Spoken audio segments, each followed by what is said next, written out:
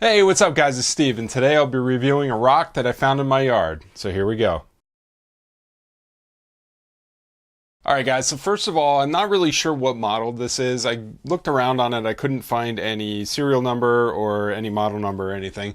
So I went online real quick and I was able to find out that this is basically the model from about 150 million years ago.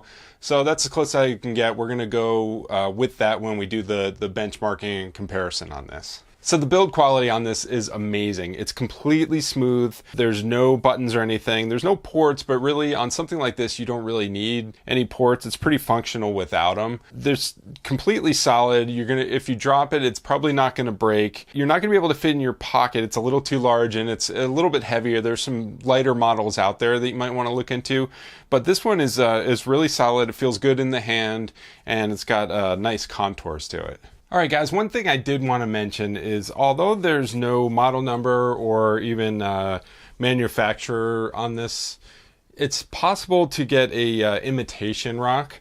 So let me show you what that looks like. So functionality wise, this is very similar to an actual rock, but you have to be careful because this is actually just a chunk of concrete. And if you look at it, you can tell by these jagged edges, it's not as smooth, it doesn't have as nice contours. Like I said, functionality wise, it's very similar in functionality, but aesthetically, as you can see, the rock, it has the smooth edges, it's much nicer in the hand, and this chunk of concrete is real jagged, and it just doesn't look very nice. So in a pinch, you could use the chunk of concrete, but I would recommend just doing what you can to get an actual rock instead of the concrete. So one thing I was struggling a little bit with is I was looking for some benchmarking tools that I can use for this rock, but there's really nothing out there that can benchmark a rock. So I had to come up with my own methods. This is a little bit older, so I wanted to see how it performs in today's market.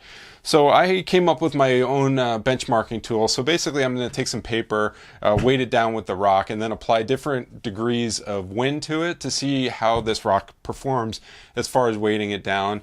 Alright guys, so for the first benchmark, we're going to take the rock and a few sheets of the paper, and I'm going to blow on it to see how well it holds it down. So let's check this out.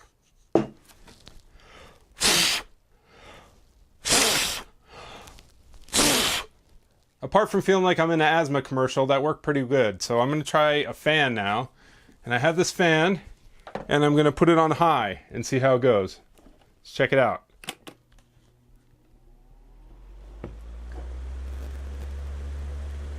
Wow, guys, that's really good. It's not even budging, so it's holding this down incredibly well. All right, guys, so for the last test, I'm going to take it outside because I'm going to use a leaf blower. I'm going to put the same sheets of paper that I've been using in the other benchmarking and use it with a leaf blower to see how well that works. All right guys, so I got my leaf blower behind me. I got the rock set up on the papers, and we're going to give it a shot and see how well it holds down the papers with the leaf blower. All right, so here we go.